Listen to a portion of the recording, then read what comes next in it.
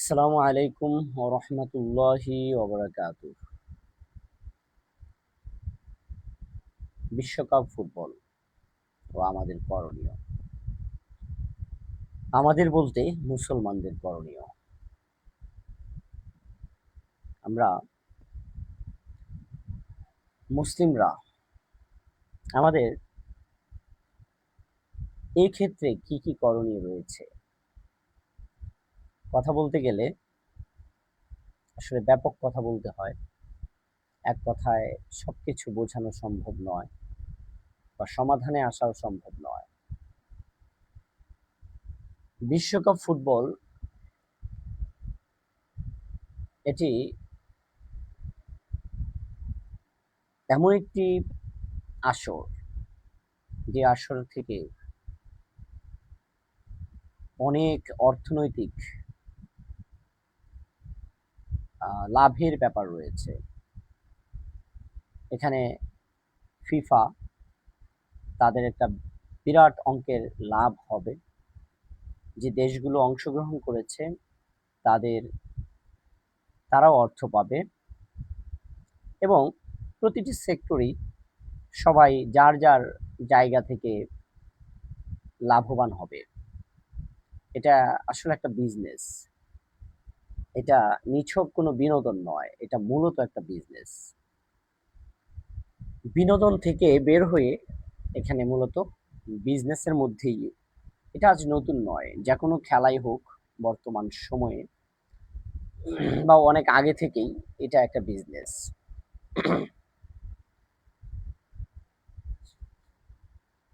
যারা এই খেলাটি সম্প্রচার করবে, অর্থাৎ টিভি চ্যানেল যারা রয়েছে, তারাও এখান থেকে লাভবান হবে। তারা সত্ত্ব কিনে নিয়েছে, খেলার সত্ত্ব কিনে নিয়েছে। তারা আবার বিভিন্ন অ্যাডভার্টাইজমেন্টের মাধ্যমে সেই টাকা উত্তোলন করবে। আবার খেলার মাঠগুলোতে টিকেটের ব্যবস্থা রয়েছে, সেই টিকেট থেকে হবে, বিজ্ঞাপন থেকে আয় হয়। এরকম আরো অনেক বিষয় রয়েছে যেটা আমার অজানা। বাট আমি এতটুকু জানি যে বিশ্বকাপ ফুটবল এখান থেকে প্রচুর, এখানে লসের কিছুই নেই। এখানে ফিফা যেমন লাভ করবে, প্রতিটা দল লাভ করবে। এখানে হারানোর কিছু নেই, শুধু পাওয়া। হারানোর থাকতো যদি না সারা বিশ্বে এত সংখ্যক দর্শক না থাকতো। এখন এই যে খেলাগুলো হচ্ছে, সেখানে লাইভ, অর্থাৎ সরাসরি মাঠে উপস্থিত থেকে খেলা দেখছে ব্যাপক সংখ্যক দর্শক। কানায় কানায় গ্যালারি কিন্তু পরিপূর্ণ থাকে এবং সেই টিকিটগুলো অনেক দিন আগেই কিনে ফেলতে হয়, বা তারা কিনেছিল এবং একটা চড়া দামে কিনেছিল। তো সেখানে কিন্তু দর্শকের কোনো অভাব নেই। আবার সারা বিশ্বে ৪৮টি দেশ যেখানে খেলছে ফুটবল, এই বিশ্বকাপে অংশগ্রহণ করেছে প্রথমবারের মতো, সেখানে সারা পৃথিবীতে ৪৮টি দেশ খেললেও দেখে কিন্তু প্রায় সব দেশই খেলা দেখে, বেশিরভাগ দেশই, অর্থাৎ প্রায় ২০০ দেশই যদি আমি মনে করি খেলা দেখে। এটা আমি কোনো তথ্য থেকে বলছি না, উইদাউট ইনফরমেশনটা বলছি। এটা আমার ধারণা যে এত সংখ্যক, উদাহরণস্বরূপ আমাদের বাংলাদেশ খেলা খেলে, আমাদের বাংলাদেশ ফুটবল খেলে হয়তো ১৮৩ বা ৮৪ আমাদের র্যাঙ্কিং, কিন্তু বাংলাদেশের মানুষ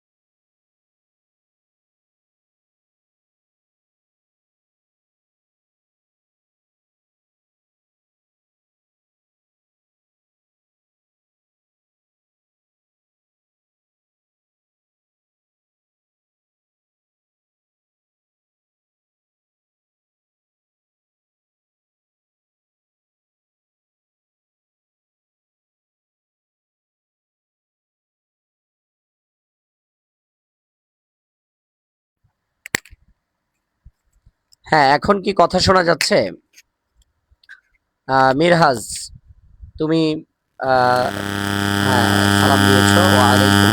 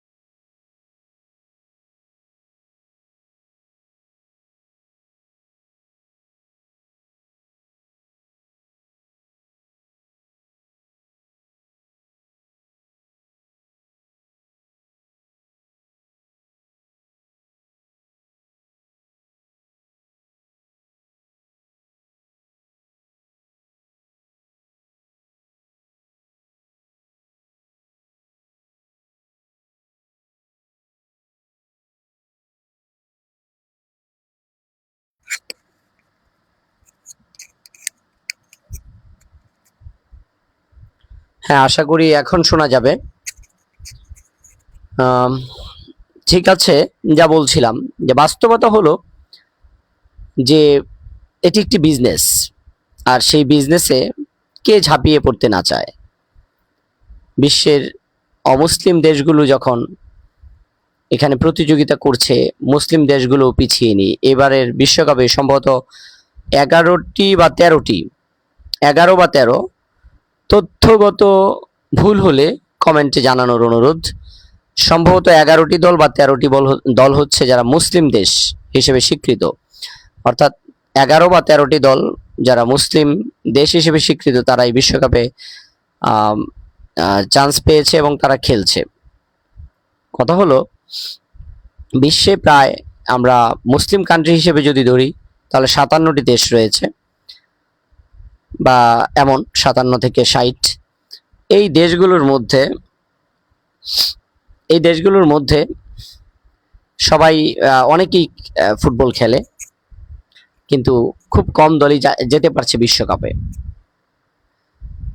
কথা হলো, এই দেশগুলো এই বিশ্বকাপে খেলছে, তারাও কি এই টাকার জন্যই খেলছে? এই প্রশ্নটা আসলে এক কথায় আনসার করা যাবে না। বর্তমান বিশ্বে আমরা যদি অর্থনৈতিক অবস্থার দিকে তাকাই, অর্থনৈতিক ব্যবস্থার দিকে তাকাই, তাহলে সুদী ব্যবস্থা এটা তো ব্যাপকভাবে আমাদের মাঝে ছড়িয়েছে, এটা অস্বীকার করতে পারবো না। তো যেখানে সুদকে আল্লাহ তাআলা সরাসরি হারাম করেছেন, সেটাই আমরা গ্রহণ করেছি, মুসলিম দেশগুলো গ্রহণ করেছে। অমুসলিম দেশগুলোর কথা বলবো না। অমুসলিম দেশ বলতে অনেকে আবার দেশকে অমুসলিম মুসলিম না, এখানে সংখ্যাগরিষ্ঠতার কথা বলা হচ্ছে। কথার প্যাচ আবার ধরবেন না কেউ। এই এই অর্থে বলেছি, এই জন্য এটাকে নোটাবিনি দিলাম। হ্যাঁ, যাই হোক, মিরহাজ বলেছো শোনা যাচ্ছে, ধন্যবাদ তোমাকে। দেখি কতক্ষণ শোনা যায়। আসলে মাইক্রোফোনটাতে চার্জ ছিল না, একটা মাইক্রোফোনে, আরেকটাতে আছে। দেখি কতক্ষণ চার্জ থাকে এবং কথা কন্টিনিউ করতে পারি। খুব ইচ্ছা করছিল কিছু কথা বলি, সেই জন্যই আসা। কারণ আমিও একটা সময় ফুটবল খেলা, ক্রিকেট খেলা এগুলো প্রচুর খেলেছি, বিশেষ করে ক্রিকেট খেলেছি। কিন্তু এবং দেখেছি একটা সময় তো এমন ছিল ছোটবেলায় যে টেস্ট খেলাও দেখতাম সারাদিন বসে বসে। আব্বা বলতেন, কি সারাদিন এগুলো নিয়ে বসে আছিস, এগুলো নিয়ে, এগুলো বিরক্ত হতেন আসলে, যে এগুলো কেন করছিস সারাদিন বসে বসে। এই একটা একটা বল প্রতিদিন 90 ওভার করে খেলে, 90 ওভারই তো, হ্যাঁ। তো এত এই যে প্রতিটা বল দেখতাম, প্রতিটা বল এরকম, আমি না, এরকম অনেকেই আছেন আমি জানি, বাট এটা কি আসলে উচিত? হয়তো আমি আমার ওই বয়সে বুঝি নাই, এই বয়সেও কতটুকু বুঝেছি তাও প্রশ্ন রাখে। কারণ আমি জানি আমার সীমাবদ্ধতা রয়েছে অনেক, এবং আমার কমতি রয়েছে অনেক। বাট আমাদের চিন্তা করা উচিত যে আমার দায়িত্বটা কি। যাক, তো যেটা বলছিলাম যে এই অর্থনীতির প্রতিযোগিতায় কোনো দেশই তো পিছিয়ে থাকতে চায় না, হয়তোবা সেখান থেকে লাভজনক একটা ব্যবসা হলো ক্রীড়া। আর এই জন্যই ফুটবল, ক্রিকেট এবং অন্যান্য খেলায় বিভিন্ন দেশ যেটাতে যে ইভেন্টে ভালো করছে তারা সেখান থেকে লাভবান হতে চায়। যদিও এবার আসি একটু according to Islam. According to ইসলাম মানে হলো কোরআন এবং হাদিসের অনুযায়ী কি, কোরআন ও হাদিস অনুযায়ী এই খেলাধুলা, আমি শুধু ফুটবলের কথা বলছি না, সামগ্রিক খেলাধুলা, এই সামগ্রিক খেলাধুলা এটা কি ইসলামে অনুমোদিত কিনা। আমরা জানি কোরআন এবং হাদিস অনুযায়ী অপ্রয়োজনীয় কাজ করা নিষেধ, অপ্রয়োজনীয়। কারণ একজন মুসলিম, তার তো সময় নেই অপ্রয়োজনীয় কাজ করবে। আল্লাহ রাসূল সাল্লাল্লাহু আলাইহি সাল্লাম বলেন, কুন ফিদ দুনিয়া কাআন্নাকা মুসাফির, তুমি দুনিয়াতে বাস করো এমন ভাবে যেমন তুমি একজন মুসাফির, তুমি একজন পথিক। তো তুমি যেখানে একজন পথিক, কিভাবে তুমি সময় নষ্ট করবে? তোমাকে তো পথ অতিক্রম করতে হবে, তোমার ডেস্টিনেশনে পৌঁছতে হবে, এখানে থাকার জায়গা নয়। তুমি এসেছো তোমার বাসা থেকে, তোমার কাজ করে কাজ শেষে তোমাকে আবার ফিরে যেতে হবে তোমার গন্তব্যস্থলে। অতএব মুসাফির যদি যেখানে সেখানে বসে সময় কাটায়, যা ইচ্ছা তাই করে সময় কাটায়, তবে সেই মুসাফিরের গন্তব্যে পৌঁছতে অবশ্যই দেরি হতে পারে, এমনকি তার গন্তব্যে পৌঁছাটাও কঠিন হয়ে যেতে পারে, এমনকি সে অনেক বিপদে পড়তে পারে। তাই এই দুনিয়াটা হলো প্রতিটি মুসলিম মুমিনের জন্য একটা একটা ভ্রমণের জায়গা। যেই জায়গাটায় আমরা ভ্রমণ করতে এসেছি, আমি মুসাফির হিসেবে এসেছি, ডেস্টিনেশন হলো আমার জান্নাত। আমি জান্নাতের অধিবাসী ছিলাম, আমি আবার জান্নাতে ফিরে যাব এই মাঝখানের এই জায়গাটা অতিক্রম করে। আর এইখানে আমি যত ভালো করতে পারবো, আমার ডেস্টিনেশনে ততই আমি ভালো থাকতে পারবো। বাট এখানে যদি আমি ভালো না করি, আমার ডেস্টিনেশন আমি পাবো না। এমন হতে পারে যে আমি নাও পেতে পারি। না পাওয়া মানে হলো জাহান্নাম। অর্থাৎ যে ব্যক্তি এখানে একেবারেই নিজেকে কলুষিত করবে, নিজেকে ধ্বংস করবে, সে মূলত এখানে সে নিজেকে ধ্বংস করলো না, সে নিজেকে ধ্বংস করলো মানে টোটালি তার সামনের যে জীবন আছে, অর্থাৎ পরকালের জীবনের জন্য তাকে ধ্বংস করে ফেললো, নিজেকে ধ্বংস করে ফেললো। কারণ যে জাহান্নাম পেল, জাহান্নামে যাবে, সে কি আনন্দে থাকবে, খুশিতে থাকবে? না, তার জন্য তো সেটা ধ্বংস, সেটা তার জন্য ফেইলিউর, ব্যর্থতা।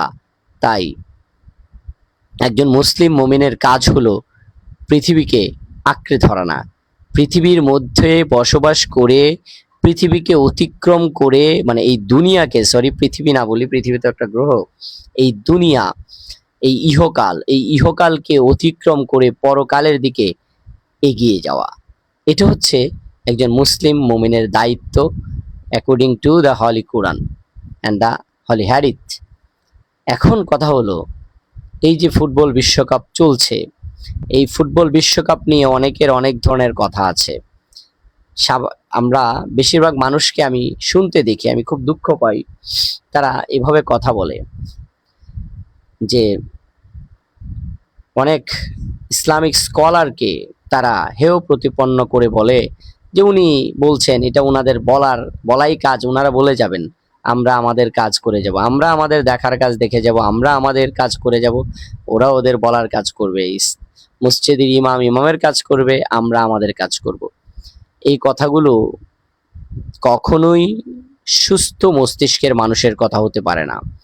এই কথাগুলো কখনোই একটি সুস্থ সমাজের, সামাজিক মানুষের, সভ্য মানুষের কথা হতে পারে না। এই কথাগুলো নিতান্তই নিতান্তই অগ্রহণযোগ্য। কারণ ইসলামিক স্কলাররা যে বলছেন এই বিশ্বকাপ ফুটবল নিয়ে, তারা গবেষণা করেই কথা বলছেন, তারা জেনে শুনে কথা বলছেন, তারা কুরআন হাদিস থেকে দলিল দিয়ে কথা বলছেন। এখন আপনি যদি তাদের দলিলগুলোকে গ্রহণ না করেন, তাহলে আপনি সরাসরি, আমি শুধু মুসলিমদের এই কথা বলছি, যারা অমুসলিম আছেন আমার এই কথাগুলো শুনছেন, তারা আবার এখানে নিজেকে ইনক্লুড করবেন না, আপনার প্রতি অনুরোধ। আমি মুসলিমদের উদ্দেশ্য করে কথাগুলো বলছি।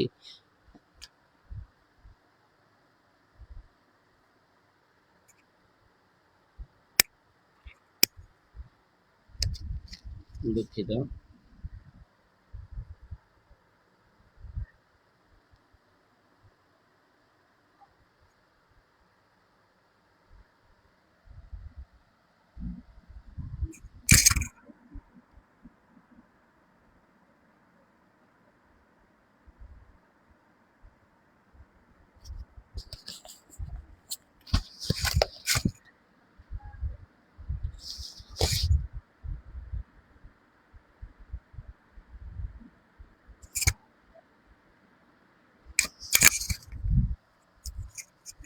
যাই হোক, একটু ইন্টারাপশন হলো। তো এটি হচ্ছে কথা, যে মুসলিমদের উদ্দেশ্য কথাগুলো বলছি। এই যে ইসলামিক স্কলার এটা বলছে, আর আপনারা বিভিন্ন সময় তাদেরকে বিভিন্নভাবে হেয় করছেন, তাদেরকে অবমূল্যায়ন করছেন, আন্ডার এস্টিমেট করছেন, এটা একেবারেই অপেশাদার এবং নিতান্তই ছেলে মানুষই নয়।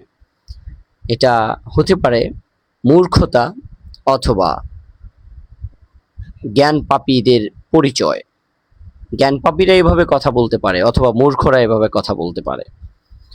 তাই বলবো যে ঠিক এভাবে কথা বলা উচিত নয়।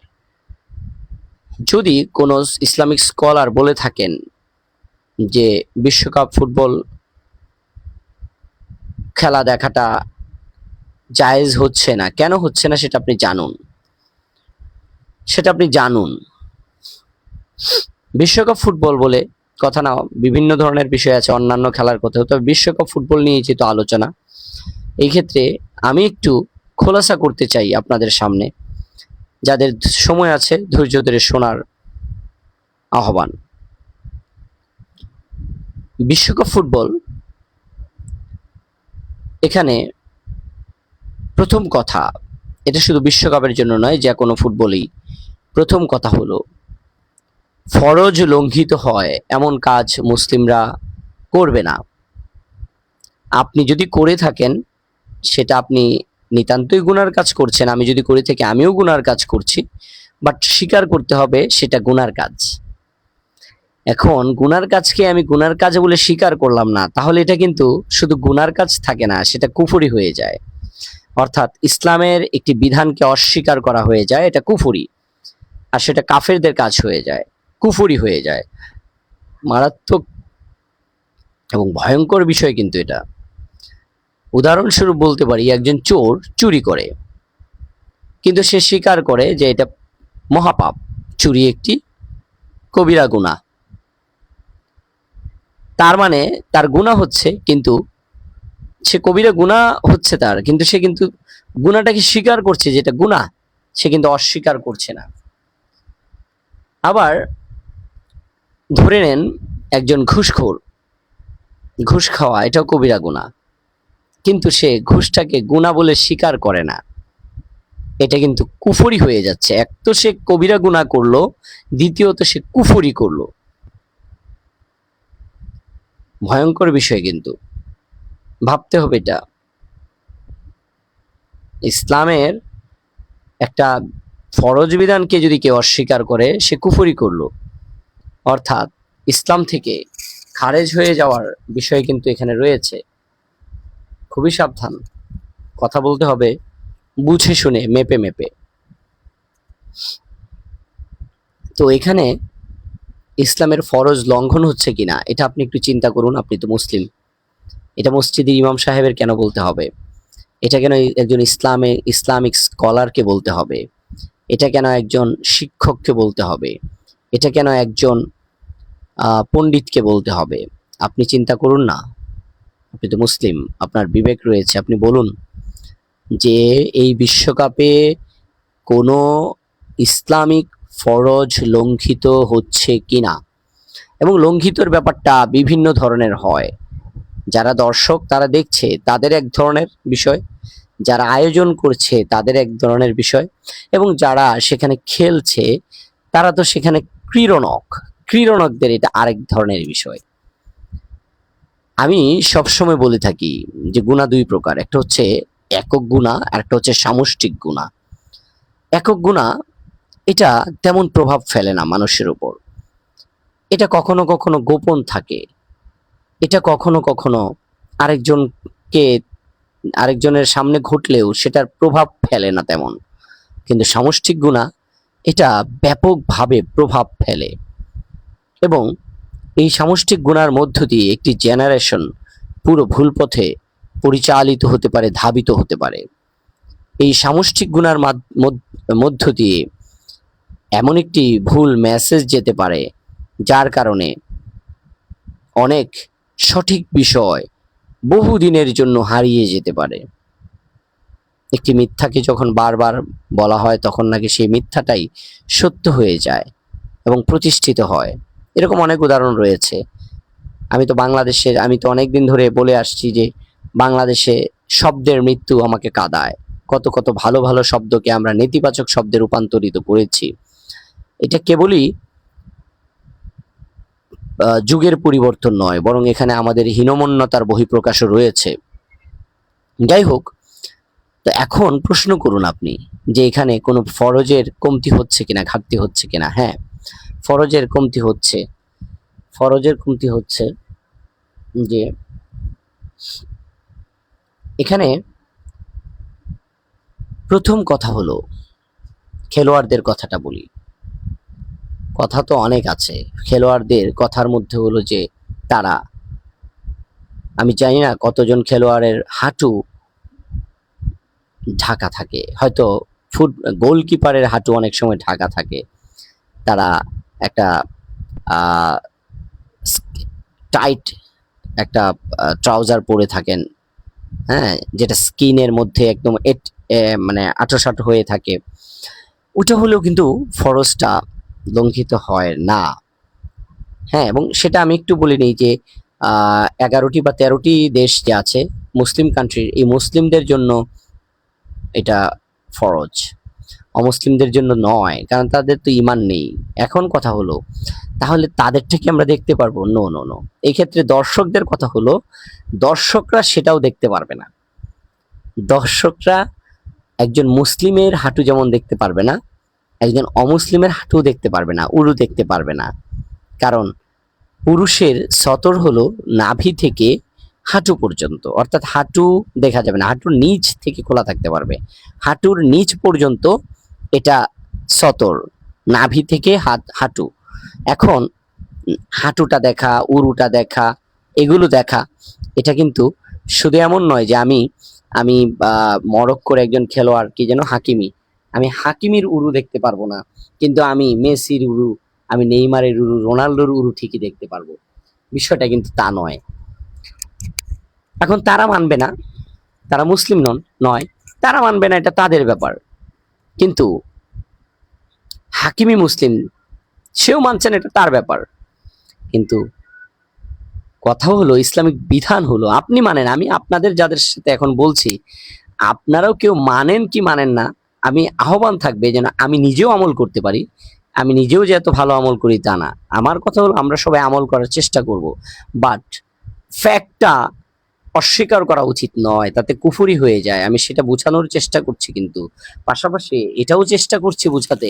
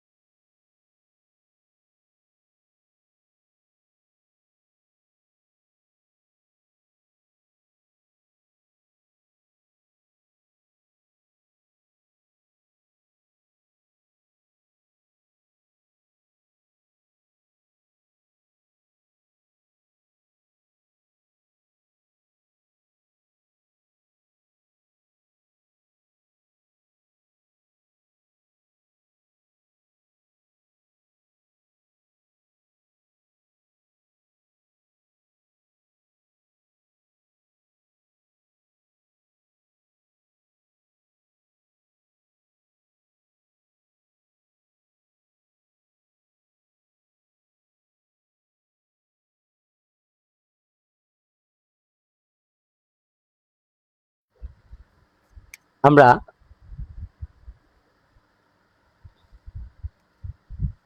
আমার মনে হয় শোনা যাচ্ছে না।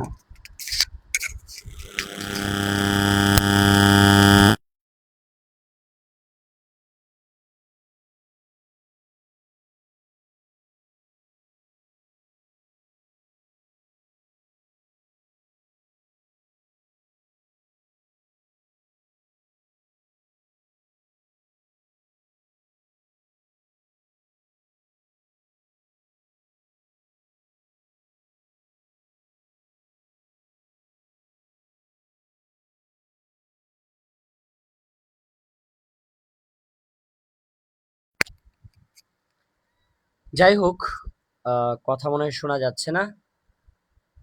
ধন্যবাদ সবাইকে। আজকের মতো বিদায়।